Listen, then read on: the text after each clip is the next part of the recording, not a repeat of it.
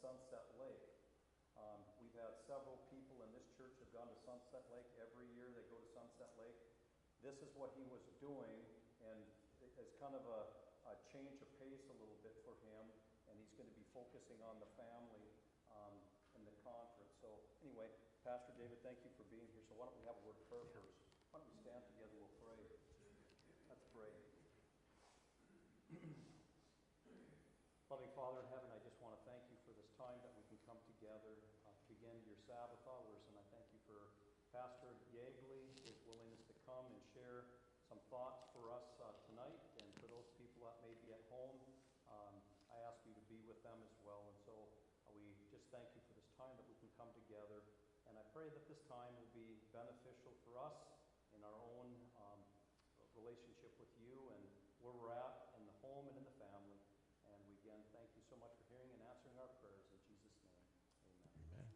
Okay, David, thanks again. Yeah, it's good to be here. And first of all, maybe a little bit about me. You've heard a little bit, but I'll introduce you to my family, and then we'll talk a little bit about your families, and we'll kind of get a battle plan for this evening anyway to find out what are the burning things that you're coming to look at. We are, over the course of the next day and a half here, tonight and tomorrow, we'll be looking at 7 really what I think are key building blocks for successful faith transmission within the home. And this is great for parents with children. This is great for grandparents. And it really also applies a lot to what's going on within churches, because faith transmission happens within the church home. And we'll talk more about that on Sabbath morning during the sermon time. But a little bit about me. Let's make sure this is going to advance. Is there a magic trick to it? I'm pressing the arrow key, which maybe I'm going the wrong way. Let's try that. This is it. There we are. Look at that. Got me. So my family, I've been married to my wife for 37 years. Time flies, yeah. How does that happen? 2 grown children. Eric is there on the right with his wife Melanie. That was a couple years ago at her graduation, and then Nathan with his wife Hope. That's kind of my kids. Our kids grew up here for the most part. We lived in Michigan earlier, but they consider Washington home. But I would say if there's one thing in terms of that I'm passionate about, and kind of the person that I'm filtering this content through, and that's my grandson. This is just being stubborn tonight.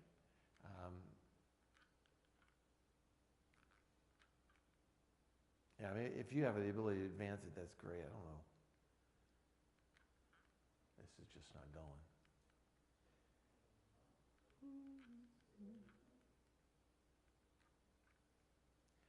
Clearly, there must be a magic. Oh, wait, let's look at that. I think it was off. Let's try this again. No. See if you can make it work. I think, is that on? So the person that really, I think, fires up my imagination for parenting right now is my grandson, who you'll see in a moment. Mason is his name, and he's 2.5, 2 3/4. There he is. He's my, I'm his favorite grandparent. And I was the first one to get a name. He called me Papa. He came and spent the week with us last weekend, and I just took the week, and we just did whatever he wanted to do. He loves coming to camp because he loves horses. He loves riding the golf carts, and he loves driving the tractor, and all the fun, getting in the water, and all the fun stuff at camp. But when I think about faith transmission, when I think about leading my children to Christ, I'm thinking about Mason. And so you'll hear me probably talk about him a bit, but he's always in the back of my mind. Question is, what's going on with all of you? Just curious, how many of you have kids, right? They're right there. Awesome. And that's amazing. Anyone else here have either grown or children that you're still raising? Yeah, yeah, very good. Ages on the kids? You've got your what they're. Yeah, awesome. What about your kids? 3 and 10 months. Oh, very good. Any grandparents here?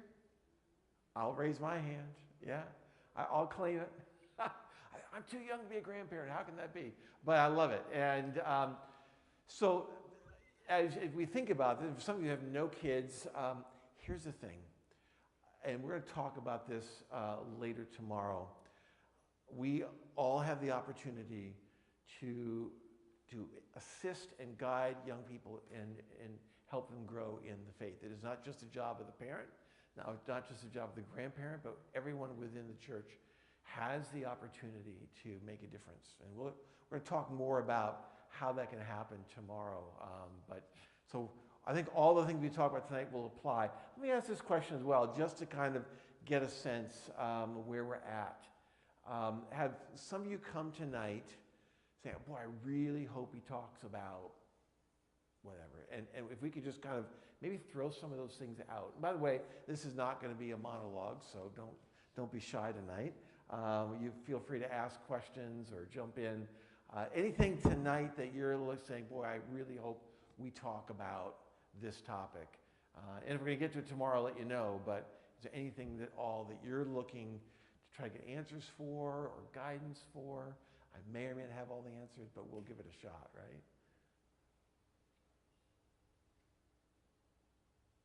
Yeah.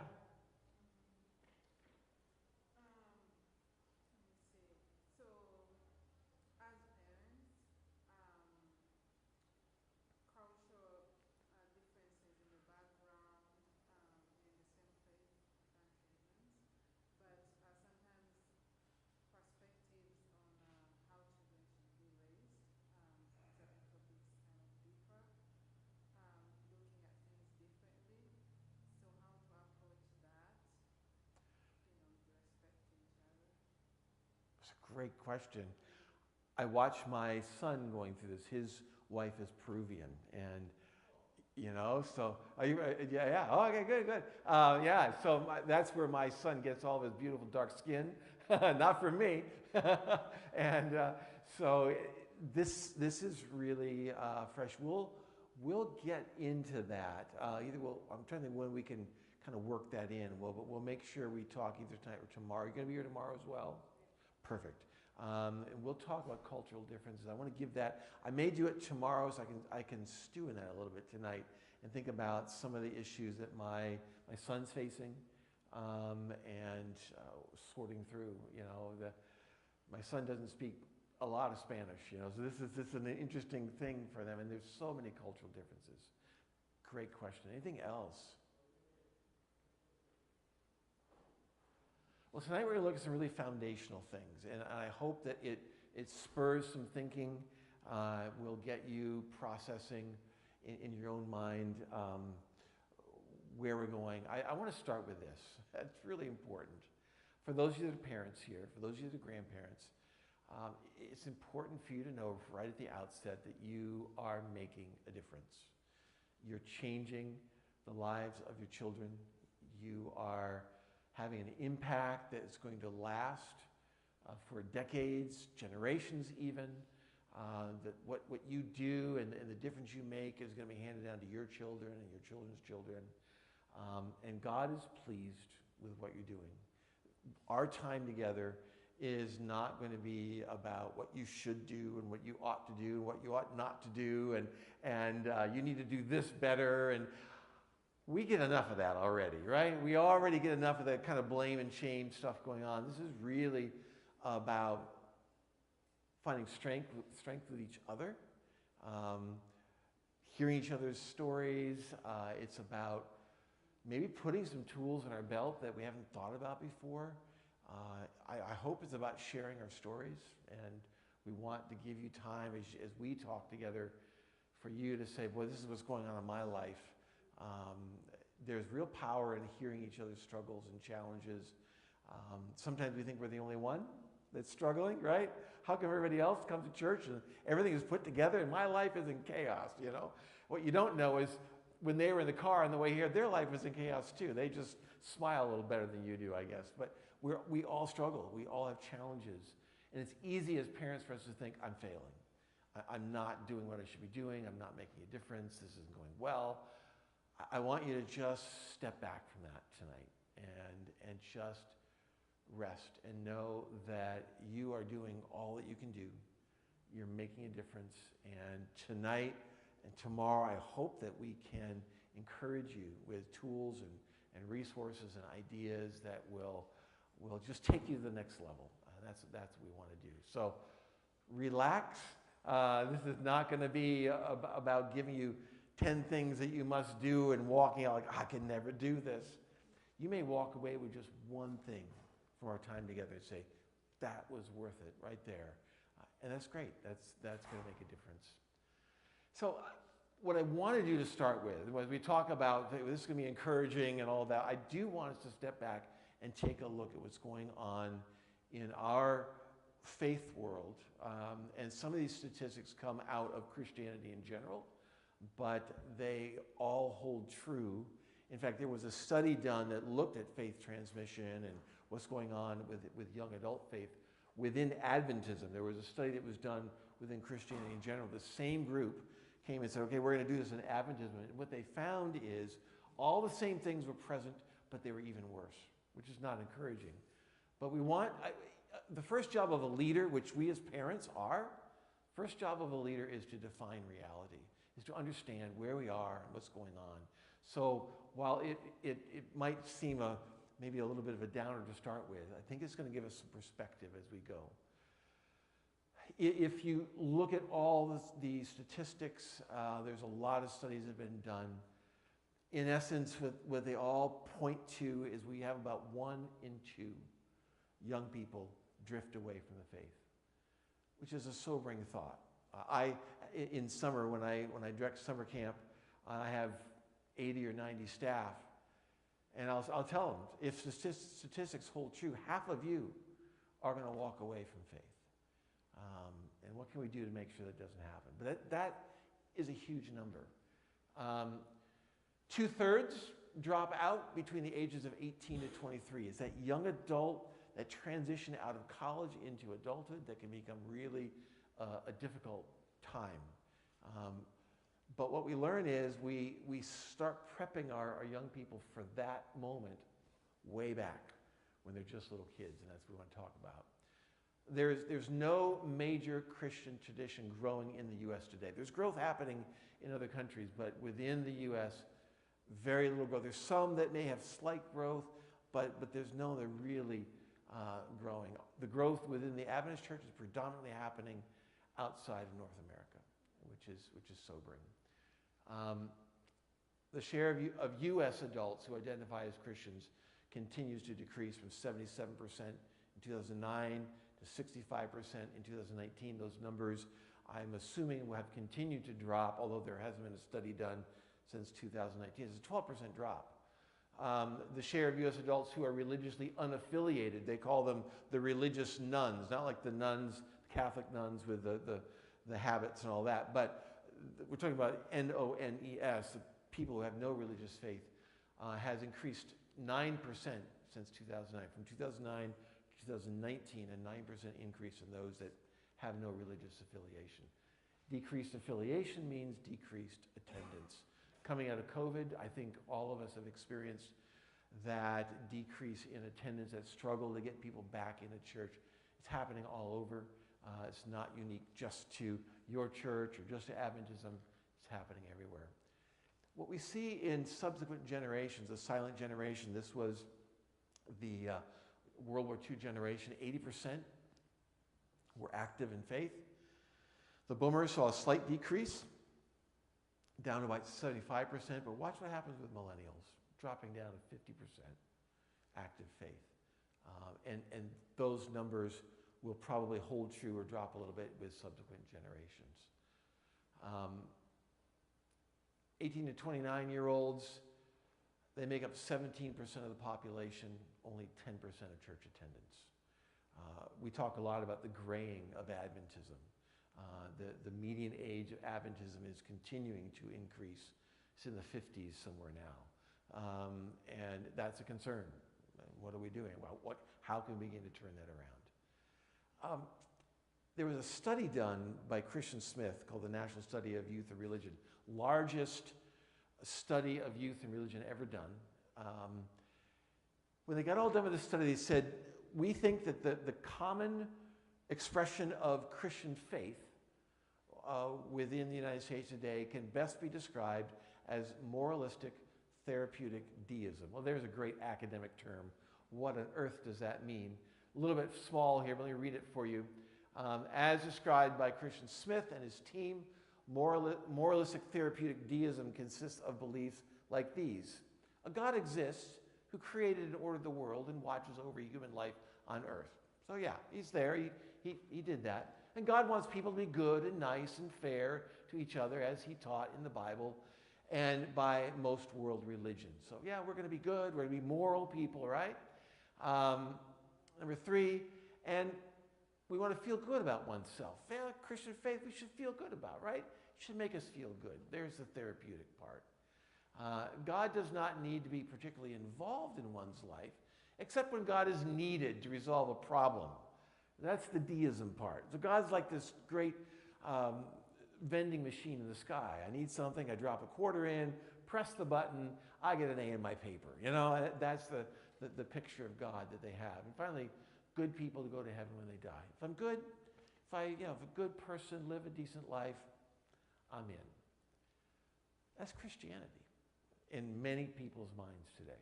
And you think, well, where did they learn that? They learned it from their parents. They learned it from us. The majority of people, as they go through life and they reach adulthood, revert back to the faith of their parents. We taught it to them. That's a sobering thought. We're going to spend some time tonight looking at the gospel, what it is, what it isn't, and I think it's really important to understand what faith are we transmitting to our children to make sure that it really is the gospel and not something else. This is there's a lot of fine print here which we're not going to go into. I want you just to look at the chart. When I first encountered these statistics, I sat down and I said, well, where are we losing people?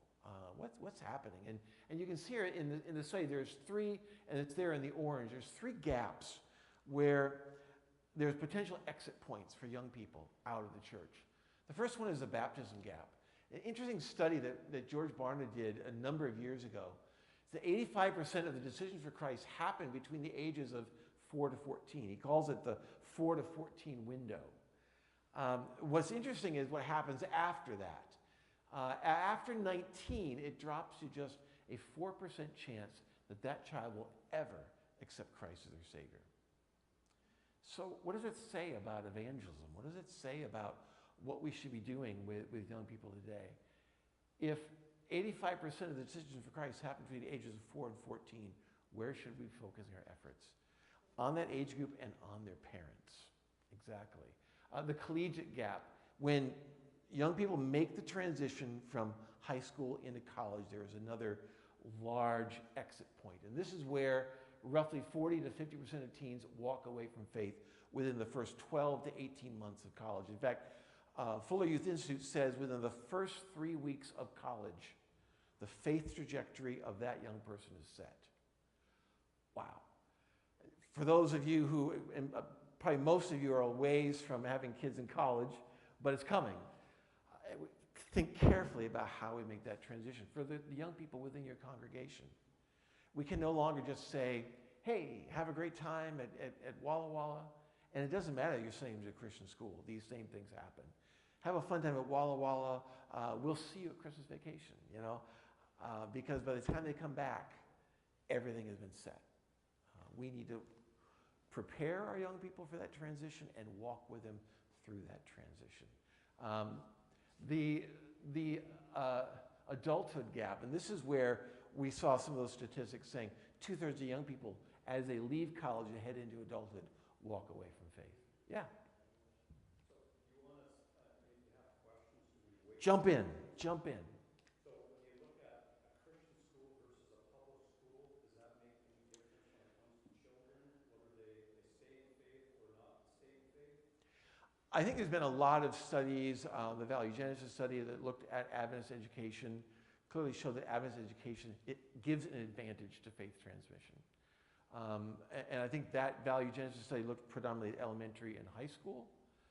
I would imagine that you still have an advantage going into college, but I think we all know, even in an Adventist university, your children can find what they want to find. And I know, talking to my 2 children who spent their time in Walla Walla, they could find what they wanted to find. And so those are the things that we need to prepare. A really interesting story coming out of Walla Walla. I had a young person who I did a training session for that transition through from high school into college. We sat down, we went through some of those things with them and said, look, your first 3 weeks, vitally important. Make sure you're going to church. Make sure you're connecting with people that can guide you in your faith. And this young person came back and worked for me at camp the next summer. And he said, oh, wow. He said, I'm so glad that I went to that training session, because he said, I got to college there at Walla Walla, and the first Sabbath I was so tired. I mean, just, everything's coming at you. He was just whipped. He said, I'm just going to sleep in. I did just not go to church today. And he said, then I remembered what you told me. I said, all right, I'm going to church. Next Sabbath, same thing. I was whipped. I almost didn't go, but I remembered, and I went. And he started consistently going to church. And he said, now I've watched my friends who didn't, and they're all beginning to drift away. And this young adult is still active in the church, works for the church now, works at the General Conference as an auditor, and is active within his local church because he was prepared for that transition. So that's, I think, is really critically important. And so the last gap is the parenting gap, because if parents like yourselves never pick up the task of faith transmission, we're in trouble. The primary faith educators of children are parents. The church has a role to play. The Christian school has a role to play. Pathfinders and Sabbath school, all these have a role to play. They're great tools for us to access. But at the end of the day, it's the parents that set the stage. And like we said, the children most often revert to the faith of their parents when they reach adulthood, for better or worse. So the goal is, how do we plug those gaps? And that's what we'll be talking about today. The problem is that in many ways, and Scott Kermode is a leadership professor at Fuller Youth Institute in Fuller Seminary, and this is a statement he made at a session I went to when I got trained to talk about growing young, the material that's there. He said, the church is calibrated for a world that no longer exists. We're so far behind where things are that we're answering questions that nobody's answering, or nobody's asking. We're addressing issues that are no longer frontline. We are calibrated for a world that we've moved on from, and we need to fix that. So it sounds discouraging, I know. It sounds like, wow. But the reason why we're talking, and the reason why we're coming back and saying, what can we do within the home? Tomorrow we're going to talk about the church as well. What do we do? Because we need to step in and turn the corner. And the question is, what if that's not the whole story? What if we could have different outcomes? And there are plenty of people out there who can paint a different story and who can show a better way. The material that we're sharing this weekend comes from, some of it comes, there's multiple sources, but one of the main sources is a program at a Fuller Youth Institute called Sticky Faith. And they wrote a book actually for parents. We'll show it to you tomorrow, and I would encourage parents to get it, just packed full of great ideas of how to pass on faith to your children. But the research out of Fuller and other places has said, you know what?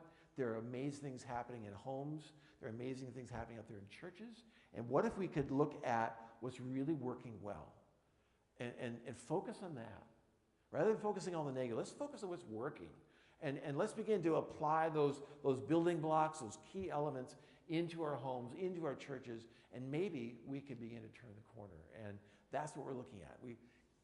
We know that there's some statistics working against us out there, but what if this isn't the whole story? So we want to look at some building blocks. My grandson loves blocks, and we built a lot of towers last week. Fun thing about building blocks is you can build them and then you tear them down, you build them again. These are tools to play with. My grandson loves when he comes over to visit, he takes me by the hand and says, "Papa, play." And he takes me to the blocks, Duplos or blocks, whatever it is, and we build things, we tear them down, and that's how we play. I want you to look at these building blocks not as a formula, but as tools to play with. And there's more than just these that we could delve into, but I think these are some of the key ones. And you within your family can begin to play with these blocks and begin to try to stack them in different ways and use them in different ways to work with your children and within your family. These same blocks can be put within the church and say, how do we put these into practice there? Tonight we're going to look at just two of them, but we'll look at the rest of them tomorrow. They're really the foundational pieces, and that's grace and warmth. Those are the two things we're looking at. So, are we clear now where we're headed and what we're doing? Any questions at all before we dive into the first building block? Cool. Every one of these building blocks, I put a little quote in. This is a quote from Michael Card, a great theologian, a great musician. If any of you are from my generation, we grew up listening to Michael Card on Sabbath. You know, he was the patron saint of Christian music for a long time within Adventism, still does a lot. But he wrote a book on the Hebrew word chesed, which is the word for grace in the Old Testament, the word for God's everlasting love. He says, when the person from whom I have a right to expect nothing gives me everything, that's grace. That's what Jesus does for us. We don't have the right to expect anything from him. And he just empties the bank and gives us is the entire thing, which is stunning when you think about it. Just a word about grace. We sometimes sort of shove grace aside. Well, there's a lot more to faith than just grace. You know, we're talking about cheap grace, or you know, it's just people just talk about grace because that means they don't want to take care of the law. What I found, the more I've spent time with this word and this concept, the more powerful it becomes and the more radical it becomes. The more I work with young people, the more I realize that grace is the thing that pushes me to think way beyond where I am today and how I work with young people. And ultimately, it was Jesus' willingness to give people who didn't deserve anything, to give the entire bank, is what led him to the cross, and which is stunning to think about. So grace is a really powerful word. So what is it? What is the gospel? What is grace?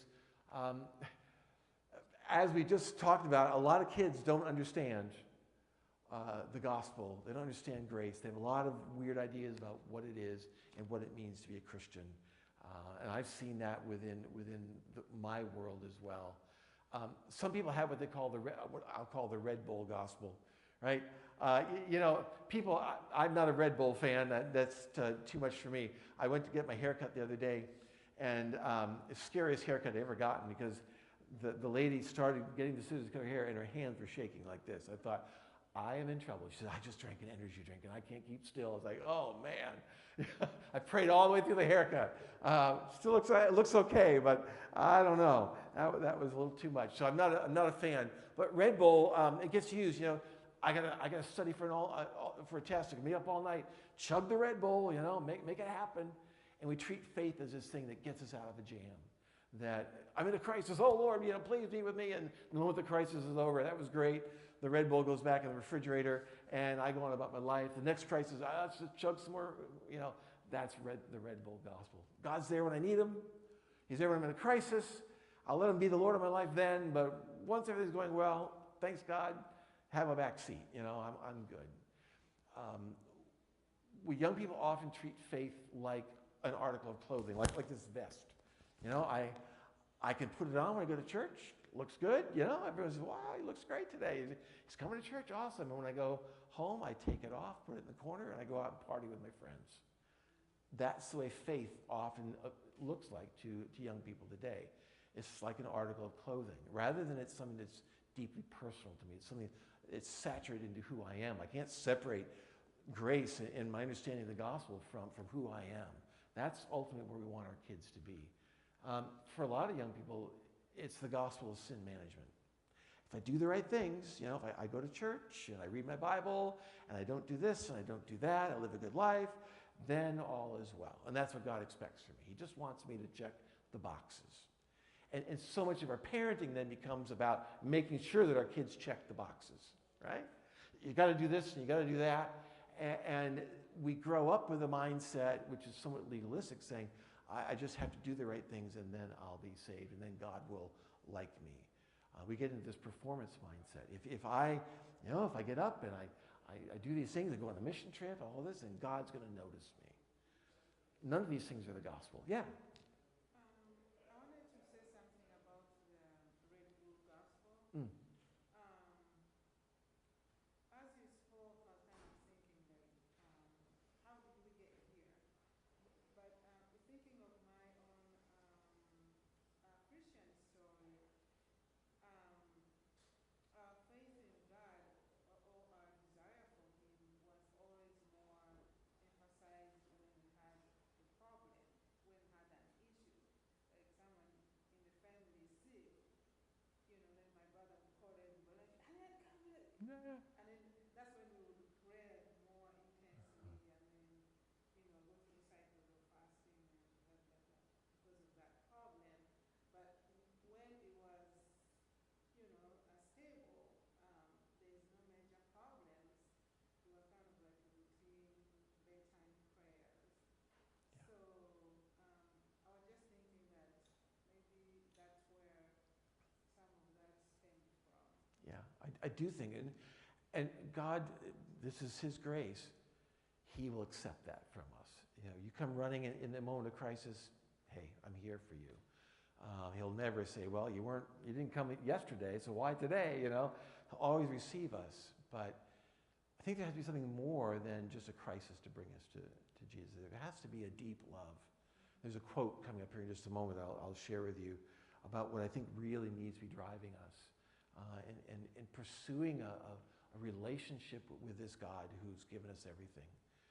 To say, I can't live without Him. I mean, that's the kind of experience that we want. It needs to be an internal faith, not an external faith, not like the garment. It needs to be something that we experience internally. There's an interesting text, and if you've got your Bibles or a device, you can go there in Galatians chapter 5, verse 5. I don't know that this gives the entirety of the gospel, but it is an interesting picture that Paul gives us in Galatians chapter 5 and verse 5. The version I'm reading from is a New Living Translation. It says, "But we who live by the Spirit eagerly await to receive by faith the righteousness God has promised to us." It's an interesting verse, and the formula that Paul gives us here, he says, faith plus that patient waiting for the working of the Spirit equals righteousness. And our faith, and this faith of that I think will last, is a deep trusting in the work of Jesus. Saying, God, here I am today. My life is a mess, I'm struggling, but you've promised that if I come to you, that your Spirit is going to work in my life. And so today, I'm just willing to take the steps that you want to lead me on today. And I'm going to do that again tomorrow. I'm going to do it the next day. And I'm going to every day put myself in your hands and allow your Spirit to be working in my life. And bit by bit, you're going to shape me. You're going to mold me. You're going to grow me and change me. But I'm going to allow the Spirit of God to be the one shaping and molding my life. I talked to a young person this summer who was struggling with an issue in their life, a tough issue, and there's no easy answer for it. And that's what I told her. I said, would you be willing on this issue that, boy, there's not a clear answer yet. Would you be willing to every day bring that to God and say, God, I don't know what to do with this, but I want to do your will. And I want to yield even this to you. And so today, if there's a step you want me to take, if there's a journey you want me to take, to begin working on this issue, I'm ready to take it. And day by day, yield that to him. And that's this trusting relationship in the working of Jesus within my life, daily bringing to him everything. Say, God, take me. I love Paul who says, I don't get it. Romans 7, I don't understand me. All the things that I want to do, I don't do. The things I don't want to do, that's what I do. And how am I ever going to survive? And he says, but thanks be to God who can give me the victory through all of this. And I think that's what the gospel is all about. This is way too small to read clearly from the back. I'm going to turn around. This kind of grace, this kind of gospel speaks really deeply to some of the basic questions of young people today. There's 3 questions that young people struggle with. We all struggle with them, but young people, it's much more intense. They struggle with questions surrounding their identity. Who am I? They struggle with issues of belonging. Where do I fit? Where's my place? And they struggle with questions of purpose. What difference can I make in the world? And the world gives all kinds of answers for these questions. Where's my identity? Well, I am, oftentimes our identity, if you talk to young people today, is I'm not good enough, and I'm not pretty enough, and I'm not popular enough, and I'm not rich enough. I'm not enough. I am oftentimes what I make myself, and I shape my social media image. It changes by the hour sometimes, I am what other people think of me. I am, how good am I performing, in sports or in music? And if I do well there, then that's who I am. But what Jesus says, and what the gospel says is, you are enough. You're enough. I made you just the way you are. I'm deeply in love with you. You're my precious child. You're enough because you're exactly the person I made you to be. And I love you. And I can tell you, for young people today, that is a message they desperately need to hear. Several years ago, we had a Friday night program where young people could come and give the one piece of baggage that was weighing them down and give it to Jesus. They wrote it on a piece of paper and they stuck it in a suitcase on stage. And then every night, myself and my assistant director read every one of those pieces of paper. Broke our hearts. And there were times we just wept and prayed over those. And there was a couple of times we said, we have to find this kid before the week is out. We've got to step in and be there and involved in this kid's life. But what we heard over and over in those sheets was, I'm not enough. I'm not enough. And Jesus says you are. Not because of anything you do, but because I made you and I love you. And kids desperately need that. So that's the message of the gospel. It answers one of those deep longings. The question of belonging, I fit in where I feel safe. There's this constant struggle for young people today to fit in. It's why they join a gang. It's why they go out and seek unhealthy relationships. They want to find somewhere where they can fit, somewhere where they belong, all the peer pressure that comes with that. And Jesus says, you know what? You belong with your family. And I adopted you into my family. And you're a part of something really big. And that's an amazing truth. And if young people today can realize that they belong at the feet of Jesus, there's no Jew, no Greek, no Gentile, no male or female, no slave or free. We are all one. We are all siblings at the feet of Jesus. And we all belong. We all fit. That's an amazing thing. And finally, the idea of purpose.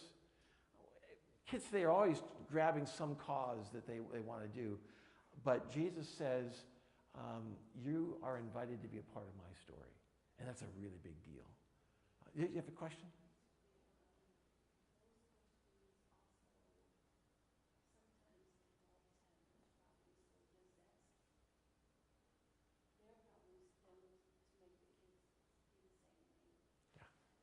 Yeah, I think, and this is what I say, these questions are not unique just to children. Some of us struggle with these things. And when we struggle with them, it's difficult for us to provide security for young people, because we're uncertain about some of those questions ourselves, and then that makes it even more uncertain. What we try to do at camp is all week long, we talk about these 3 things. We talk about that you're enough. You belong here within this community of faith, and God has a plan and a purpose for your life. You're part of something so much bigger than yourself. That's what the gospel does. I'm going to skip this one tonight. I want to go to this slide here. Grace. This is what I think we need to have happening with the young people today. This statement comes from Les Solbrecht, who's a director down at Big Lake. And for them, this is their mission of camp. Every young person needs to encounter a love so compelling that they will spend the rest of their life pursuing its source. That's powerful. I love that statement. What's our job as parents? Our job as parents is to introduce our children to a love so big, so grand, so amazing, so compelling that my child is going to spend the rest of their life saying, I want to know more about that. I want to dig deeper into that because that changes my life. That's huge. And if our young people, our children, the children within our church can grab a hold of who Jesus really is, understand the beauty of who he is, the richness of his love and grace, we'll never understand it all. That's the beauty of eternity. We're just going to spend eternity digging deeper. But if we can even get a taste of it, they're going to keep coming back for more the rest of their life. It's huge, huge. So some ideas to bring this home. Fall in love with Jesus. If you don't know that love, that's just bringing you back to the well again and again. I need to know more. I want to go deeper with him. If you don't know that, you need to fall in love with him. As a parent, you can only give what you have. Let your child see you in relationship with Jesus. There was a dad who, he and his wife were going on a trip, and the grandparents were coming in. His dad and mom were coming in to watch the kids. And his dad said to him, is there anything you want us to do while we're watching your kids? He said, yeah, Dad, would you always keep your Bible on the coffee table? And if you're going to read the Bible or if you're going to pray, do it where my kids can see you. Interesting request. So he did. It was like a week, I don't know, it's like a long weekend. I think they were gone. He came back and said, how did it go? He said, you wouldn't believe the conversations I had with your kids because they saw me. And the questions came. They wanted to know more. And live your faith in front of your kids, and amazing things will happen. Talk about faith. Share stories of faith that come out of your family. One of the most amazing things that my dad did for me before he passed away was to write a book that outlined his journey of faith from the time he was a child to the time he was a grown adult, married, and heading into ministry. And he actually wrote a couple of versions of the book. I have both of them. And those stories will fuel my faith until the day I die. And they're going to get passed on to my kids and my grandkids as well. Share those stories, how God's worked in your life.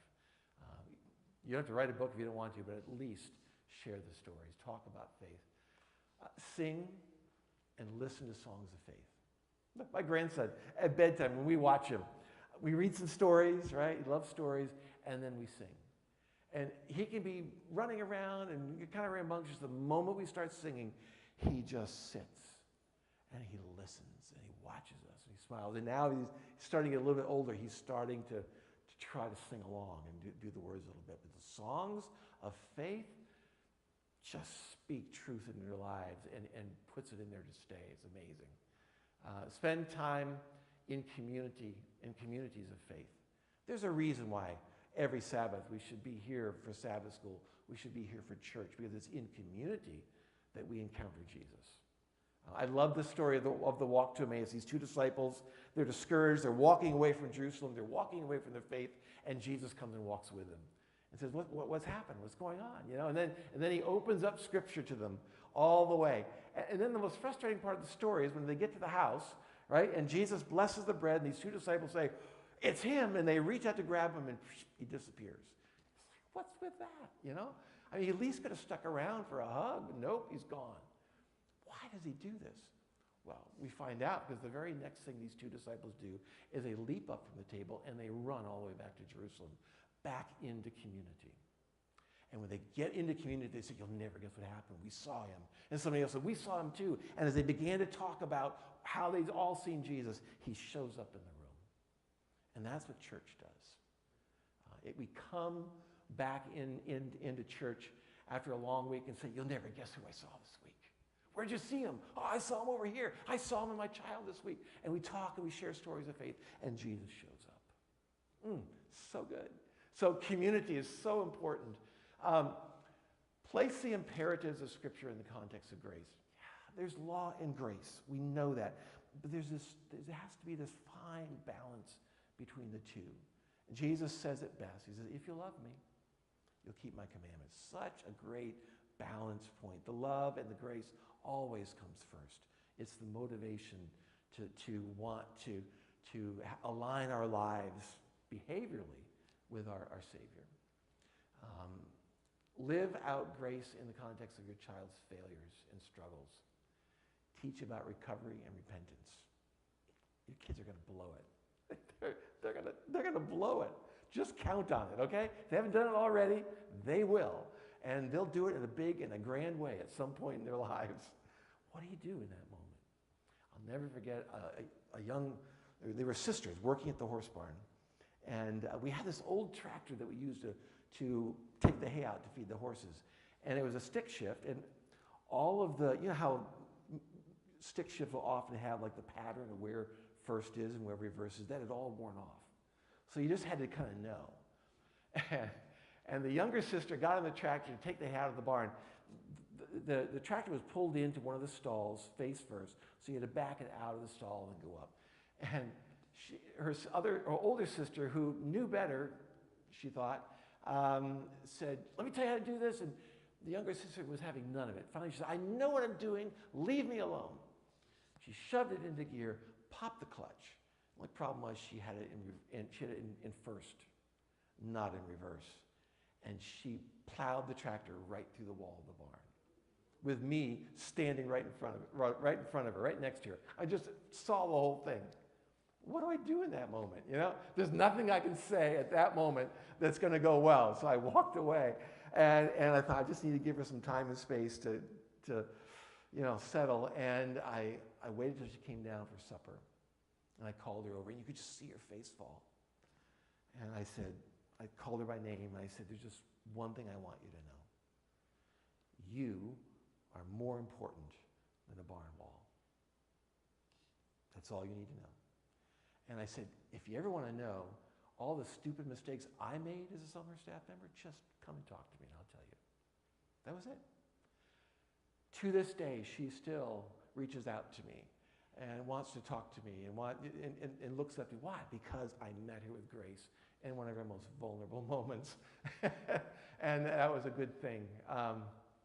Move beyond the pat answers. Don't give your kids the quick proof text. They come to you and wanting to dig deep with them. We're going to talk about doubt a little bit later on. Don't be afraid of diving deep, and don't be afraid of the hard questions. Our kids need that. Express your trust and your belief in your child. Oh, it's so important. If you want your child to be able to trust in Jesus, then you need to trust your child. The saddest thing that I ever saw was a young boy came into my office. He was struggling to behave, and we kind of laid out what he needed to do. And I said, do you think you can do this? No, I don't think I can. I said, why not? He said, oh, there's nobody that believes in me. He said, back at home, everyone knows about me. Trust me. And there's no way I can do this. Nobody believes in me. That's so sad. So I told him, I said, would you let me be the first person in your life to believe in you? Could I do that for you? I think so. I said, so here's what I'm going to do. Every line call, 3 times a day, I'm going to come up to you, put my arm around you, and I'm going to say, remember, I believe in you. So I did it the rest of the week. And I wasn't perfect, but most of the behavior issues just went away. Why? Somebody trusted him. Huge, huge. Any questions on this before we dive in quickly into the last topic? It's good stuff. I love talking about God's grace. It can't. Yeah. So, how can we keep a balance between being strict parents and also permissive parents? You know, the line is so thin, so tiny. Because in my case, my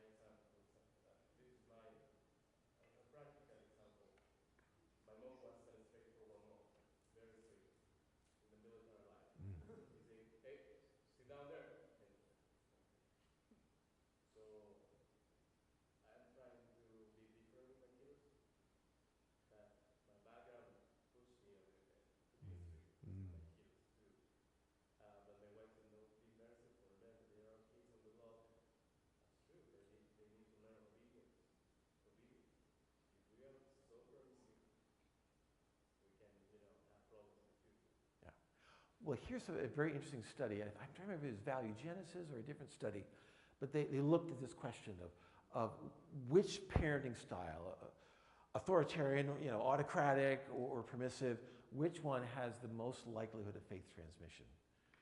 If you're going to err on any side, err on the side of being permissive. That's what the studies say, which is very interesting.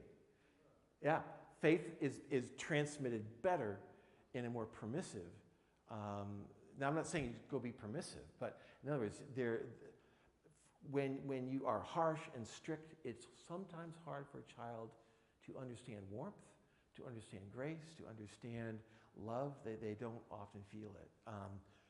Now, we're going to talk tomorrow about discipline and use a term called boundarying, which is an interesting word. We're also going to look at some issues of things that I've learned within the camping world of how we deal with conflict and differences in ways that don't have to come in with a big stick. There are times when we've got to draw that boundary, and there has to be a consequence. When my grandson grabbed a golf ball and threw it in the house, I said to him, "We don't throw golf balls in the house. If you throw it again, I'm going to have to take it away from you." Now, for a 2.5-year-old, that's just an invitation to throw it again, right? So it gets thrown again, it gets taken away. There has to be those boundaries, there has to be some strictness to it. But the interesting thing is that faith is better transmitted in a permissive home. It's not ideal, but it's better transmitted than it is in a very autocratic home. It's apparent anything that when we have the kids, young it's easy to, establish the principle of God. But when they grow up, it's hard. Yeah. As many parents who have already grown kids. So Yeah. what would be your advice for them? It's more easy to establish principles in kids than kids already older. I think, and this is always true, I think as parents, it is always better for us to create clear and well-defined boundaries early in life. It provides security for a child. It allows them to kind of know their world and know their boundaries. So if we're going to think about where do I come in and really create those hard boundaries early in life, in those early childhood years is the best time to do it. As you're getting older, as you're moving into your teen years, you really become a mentor and a guide. Parenting works best when you're in that mode rather than in the do what I say or else. In the teen years, that just really sort of inflames a young person who is looking for a way to express and find their path in the world. So set those boundaries early, draw those lines, create the safe spaces early, develop the trust relationship with your child, and that carries you into the teen years. That would be my advice. Yeah. No, I agree wholeheartedly. You set the foundation when they're young. If you set the foundation when they're young, you don't have to worry when they get older. And then, the idea of trust. But the other thing that I would put in there for sure is that they know that you love them. And you don't have to actually say you love them, but if you're kind and polite, then practice what you preach. And I guess, for me, the biggest thing when it comes to children is if they see parents that are hypocritical, you've lost them. Yeah, they're gone. I mean, I don't know if you get into that. I mean, Yeah. hypocrisy is really where the key is when it comes to when the children are small. They see mommy and daddy, they're inconsistent. Bad news. Now, I also like the idea what you mentioned as well, the importance of having the kids go to Sabbath school, church. You set that foundation when they're young, and when they get older, they'll never ever forget it. Right. With your kids, young kids, my guess is bringing them to church at times is challenging. Would that be a fair assessment? They're going to act up in church, it's hard to keep them quiet. I can tell you, and I don't know what your experience is, but as a pastor, let the kids scream in church. I don't care. I'd rather them be there than not. And so take that from one pastor. My wife, bless her heart, I was always up front. she had to deal with the two boys out there in the congregation by herself. Although other moms and grandmas in the congregation would rally around her because they knew. But bring those kids, and that's really great. Yeah, and there's mother's rooms with big windows, so you can, the kids can play and all that, but bring them, and it's really powerful. I love this quote by Cara Powell and Brad Griffin. Warm is the new cool. We often think that we're working with, particularly like teenagers, we got to be cool, we got to be hip. What they're looking for is warmth. They're looking for love. They're looking for relationships, and that's what we're going to talk about. Can you think about some family memories, like a really positive family memory where it's just you were there together as a family, everything was clicking, and it was just a great memory. What would be a moment for you, just in a nutshell? Yeah. A moment for me is that a parent with two parents, we are the role model, Mm. and our children model after us. Yeah, Whatever we do, our children do. that's right. So if we set the stage in the right direction, when they're young, it's teaching them grace. Say your grace before you eat. Yeah, Don't forget to say your grace before you go to bed. Yeah. Talk to the Lord before you go to bed. yeah, so Even true. if it is, Lord, the little thing they always say, Lord, lay me down to sleep. I pray the Lord my soul to keep. And so if we we are the role model, we set the stage. Our children are watching. They're Yeah. watching us just as God is watching us. That's right. And God sees us. And he sees the things that we do. I know it may not seem like I have children. I don't have them. I have lost them all. Mm. But I did teach them Yeah. in the way that the Lord wanted them to go. Yeah. It's up to once a child grows up and he gets grown, it's up to them whatever they do with their life. But as they're young, growing up, we are the role model. We set the stage. We fix all the different little avenues in their life. Yeah, so true. They constantly watch. They constantly learn from us. Yeah. Yeah, what's a family memory for you? Yeah, for me, growing up on a Saturday night, I look forward to spending time as a family together. We either went on moonlight walks or played some board games. Mm-hmm. So that was really fun. Friday nights as well, my parents gave each of us a chance to take up worship. So we would lead out and sing all the songs we want, do the scripture reading. So that was nice. Yeah. So good. So good. Anybody else? So something that I'm trying to do with my wife is in the morning earlier when the kids wake up first than us. It's a little bit embarrassing. We woke up 5, 4:30, 4:45, and they just come to us and wake up, and he said, okay, let's do Psalm of Prayer. And before he said that, I take my phone to see the hour. No. Family prayer before that. And this is something, some constant behavior the kids developing. Nice. Yeah. He seeks it out. That's amazing. And I see the third principle that you showing that this life lesson, it feels very connected when you see that your kids need to see you in prayer, satisfying. Mm-hmm. It's Yeah. important. I learned that it's Yeah. really true. For me, it was camping trips. That was where the warmth happened. Sitting around the campfire. I grew up in a poor pastor's family. I didn't know I was poor. Maybe some of you grew up the same way. I thought, why are people always bringing us clothes and toys? They were having mercy on us because we had no money. My mom wasn't working. She stayed home with the 4 of us boys. We were all in school, and I don't know how they did it on one pastor's salary, but they did. Camping was our time, and sitting around the campfire, sharing stories and making s'mores, and those are the moments that I remember.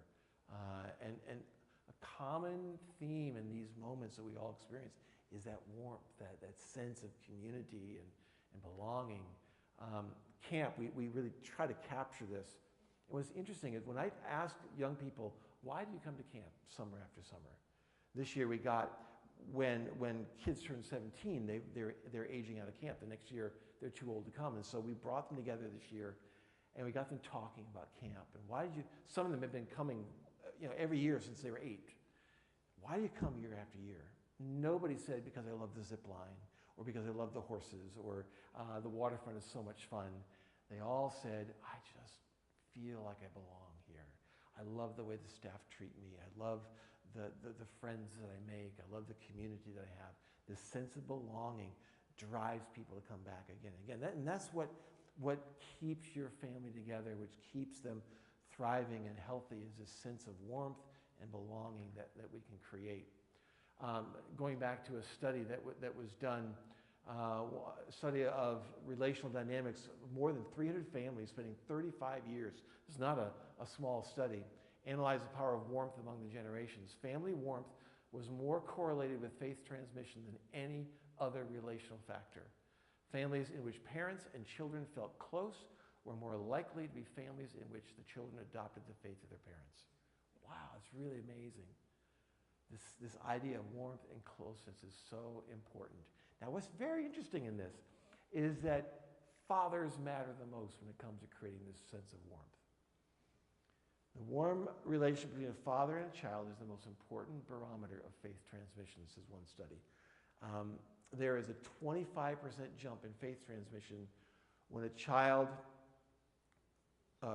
if a child doesn't feel close to their father versus the child that does feel close to their father. There's a 25% jump in faith transmission. This is the same study. But when they polled these same people and said, what about those that feel close to their mom versus those that don't feel close to their mom? There was only a 1% difference. I don't know how to explain all of that, but apparently fathers play a really key role, which is tragic when we think about the high level of fatherlessness within our world today. Which is, I think, a really important reason why we should rally around the fatherless within our congregations. I remember a mom coming to me, a single mom. My very first church, she came to me and she said, I'm trying to raise my 2 daughters all alone and I'm struggling. I'm watching them start to drift away. Can you help me find some men in this church that would mentor my daughters? And I tried and I couldn't. So my wife and I did what we could. Her oldest daughter started living with her boyfriend, and we would go every Sabbath morning, drive to their little trailer and pick her up and bring her to church and talk on the way. And I remember seeing the youngest daughter walking home from school one day, smoking a cigarette, and I thought, we're losing her, And it's such a tragic thing, but fathers play a significant role. It's also how a child feels that matters. You as a parent may say, yeah, everything's great. We're a warm family. It's all working well. But what does the child think? And what the studies show is that children are better at discerning warmth within a family. Moms and dads will say, yeah, we're doing great. And kids will say, well, I don't know, And it's really how the kids are feeling. So talk to your kids. Listen to them. We'll talk a lot about that tomorrow. Let them be the judge of whether it's warm or not. And they'll tell you in many different ways. And listen to what they say. So what happens, because this will happen, probably some of you have been there, where you're just not feeling the warmth. You ever had one of those days? Like it's all going south and I'm losing my temper and I'm gonna hurt one of these kids pretty soon if something doesn't happen.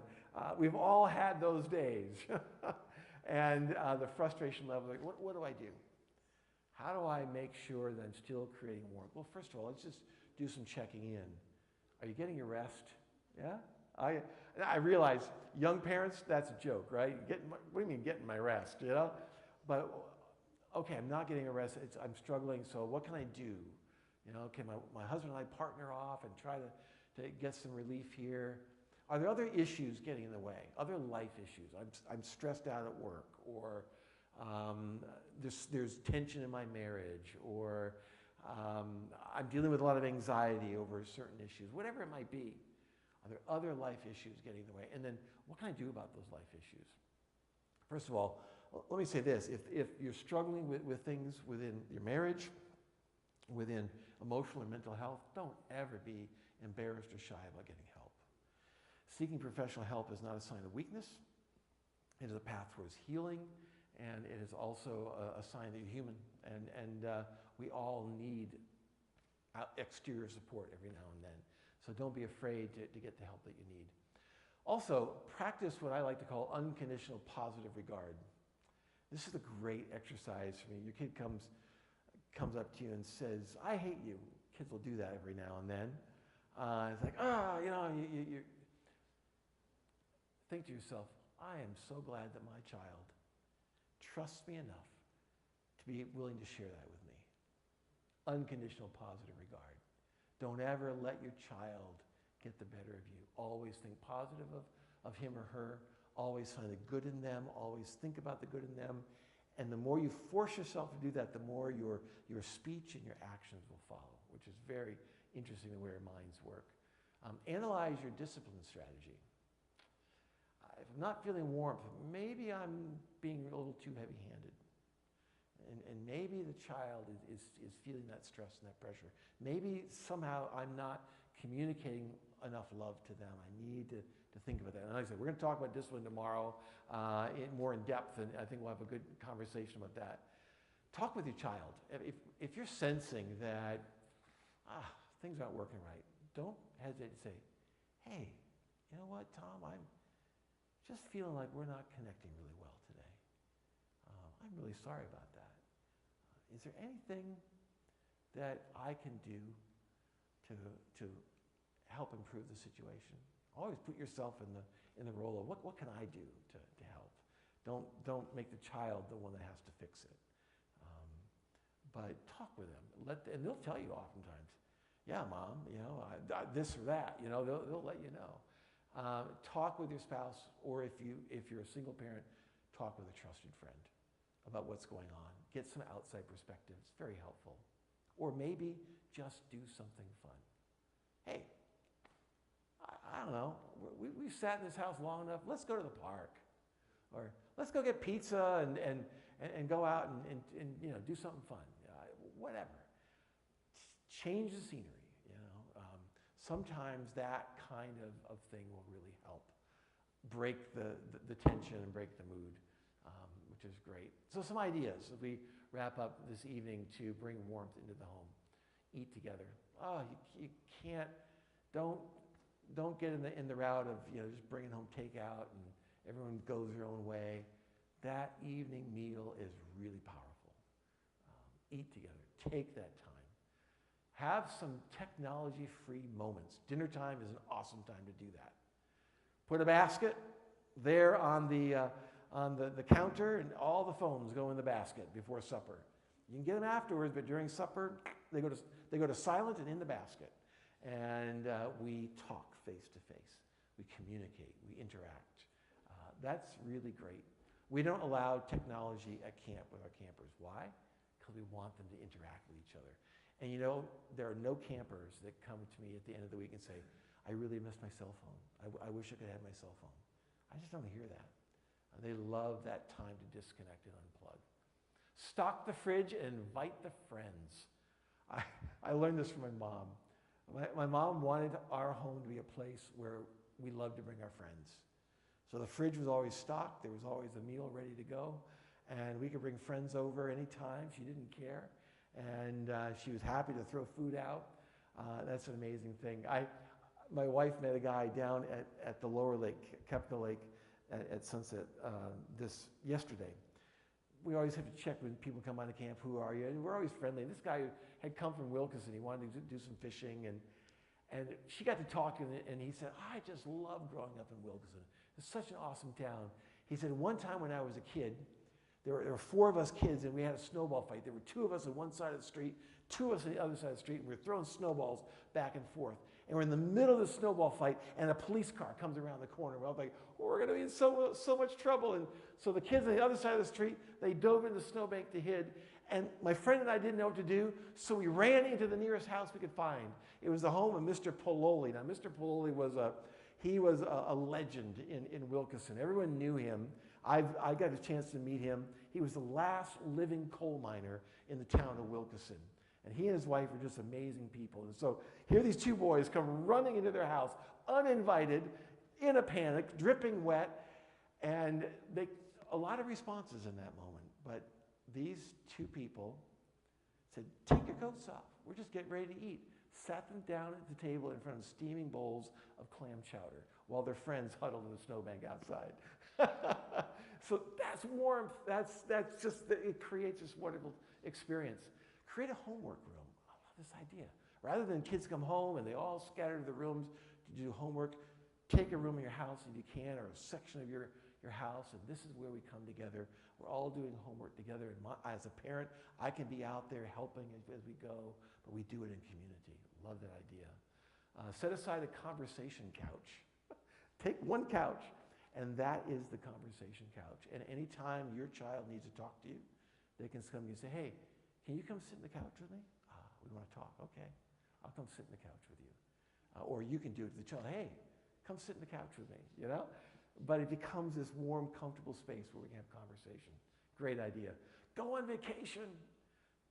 You don't have to go to Disney World or Hawaii.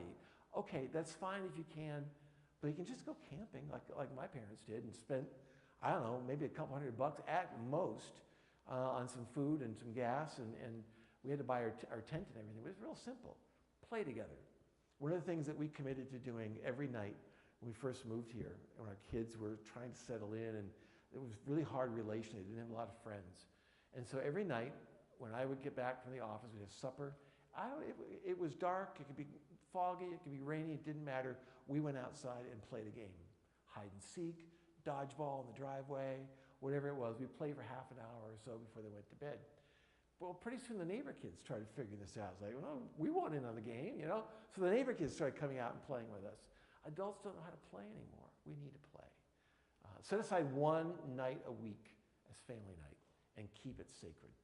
No church meetings, no work stuff, no nothing. It's a night that you guys get to spend together as a family and do fun things. It could be a game night, it could be a movie night.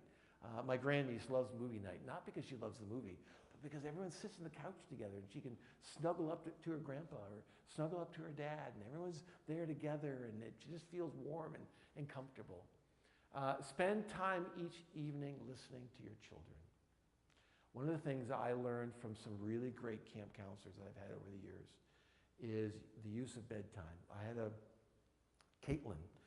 She's now Caitlin Weakley, but Caitlin Campbell was her maiden name. She would go bed to bed every night, and she would sit and she would talk with each camper just briefly and say, is there anything that I can pray for you for? Anything that you want me to pray about? And she would pray for every camper. One of the great stories was a little girl who, she was not a Christian, and so she would come to her bed and ask her about her day and say, can I pray for you? No, that's okay. This went on for a couple of nights. And then finally, the third night, the little girl's starting to see other people getting prayed for. Maybe, I don't know. And so she says, every night I have bad dreams. Do you think that God could take away my bad dreams? Of course, now the pressure's on. Okay, God, you got to come through for me, Of course God can do that. Do you want me to pray that God will take away your bad dreams? Yeah, pray for me that God will take away my bad dreams. The next morning, the little girl woke up just ecstatic. I didn't have a dream at all. Nothing at all. God answered my prayer. So the next night, Caitlin comes around and gets to this little girl's bed and says, is there anything I can pray for? And she says, yeah. Could you teach me how to pray? Great moment, That's what it's about. These moments, bedtime is a great time to do it, where you're connecting with your kid. These are often the moments where a child will open up to you like they don't open up to you in other ways. When my kids got older, it was sitting on the deck, a little kitchen counter with the bar stools, eating cold cereal at midnight and having conversations. That was kind of the thing. And it's something about those times when my kids would open up and have conversations that they wouldn't have at other times. And so find those moments and just embrace them. That's it. Any questions on warmth? We've covered a lot of ground tonight. We've gone a little over an hour. I hope this was helpful. Any questions at all? Tomorrow we get to dive deep into, let me just advance as we look at the other ones we're looking at. So we're going to look at community. We're going to look at the importance of community. We're going to look at connection, how to build connection with our kids, how to communicate with our kids, some really interesting stuff of that. And then boundaries. How do we create boundaries? How does discipline work and look? And then how does service? How can we foster a servant attitude within our home. And these, I think, would be some great things. And then when we're done and be thinking about this, be thinking about the boundaries, or not the boundaries, but the roadblocks to making some of these things happen. What are the things that you're encountering that are you're just hitting roadblocks with? And we'll try to look at some of those in more detail. We'll talk some about the cultural differences tomorrow, because I thought that was a great question. We'll give that some thought as well, and that's what we'll look at. Yeah.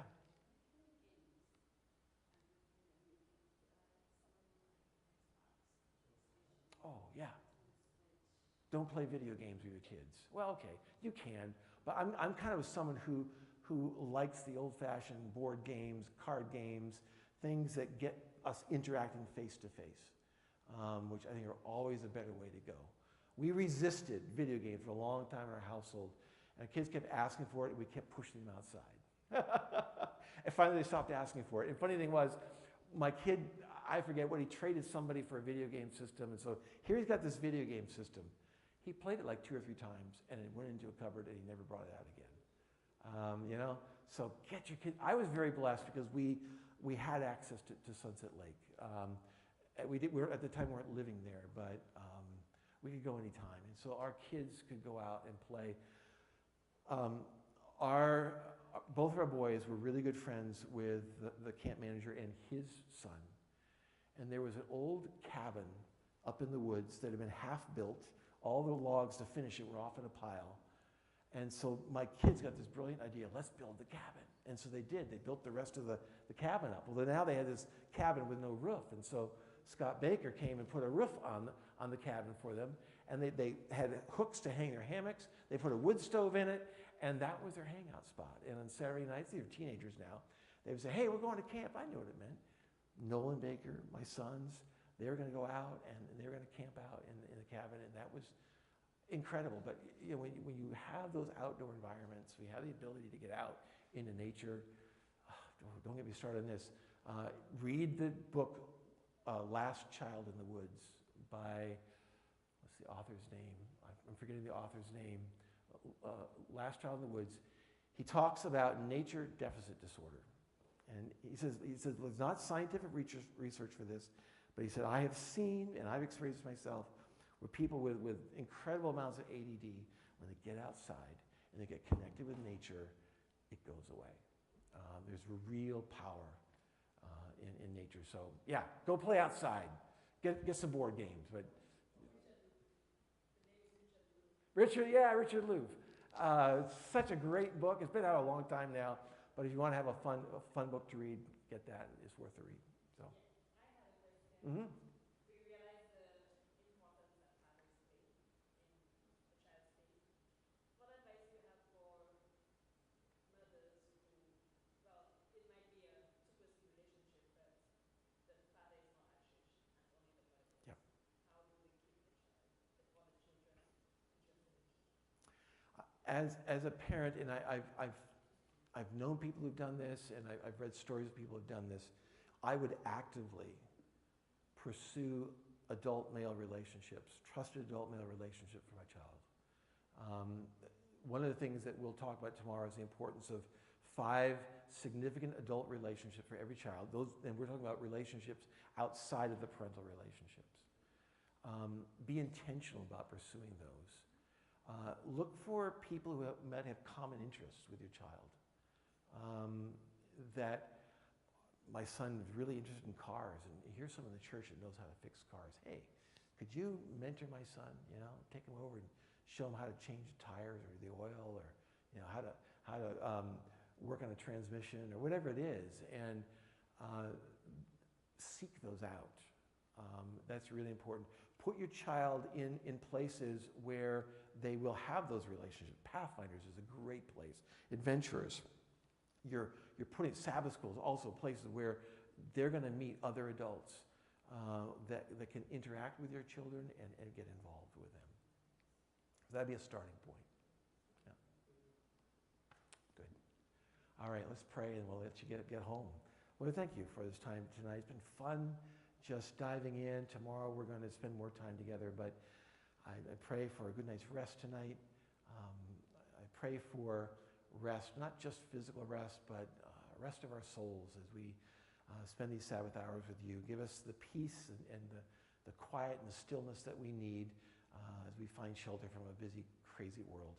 And Lord, I pray for the parents in this room, the grandparents in this room. May we lead our children into a deeper walk with you. I ask this in Jesus' name, amen. All right. See you tomorrow morning. Yeah. We'll talk tomorrow morning about the church, Hold the relation on. to the church. You're still There's a purchasing whole your lenses? Discussion, so it'll be fun. That's at Sabbath morning.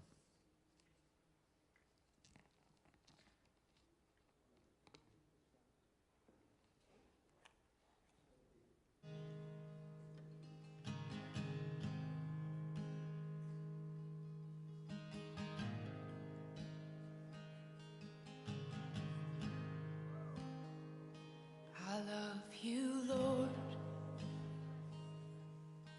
Oh, your mercy never fails me. And all my days I've been held in your hand. From the moment that I wake up until I lay my head, oh, I will sing of the goodness of God. 'Cause all my life you have been faithful, and all my life you have been so, so good. With every breath that I am able, oh, I will sing of the goodness of God. I love your voice. You have led me through the fire, and in darkest night, you were close like no other. I've known you as a father, I've known you as a friend, and I have lived in the goodness of God. Yeah. And all my life you have been faithful. Oh, and all my life you have been so, so good. With every breath that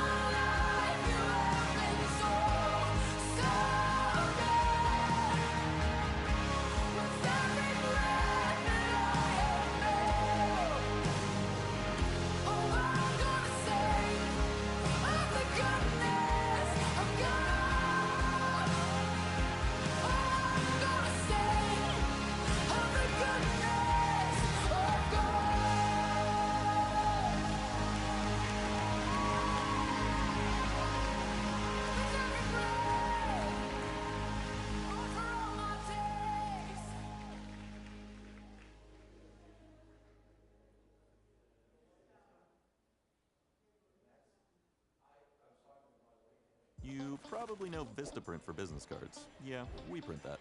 But did you know we also print that? And that? And that? And that menu?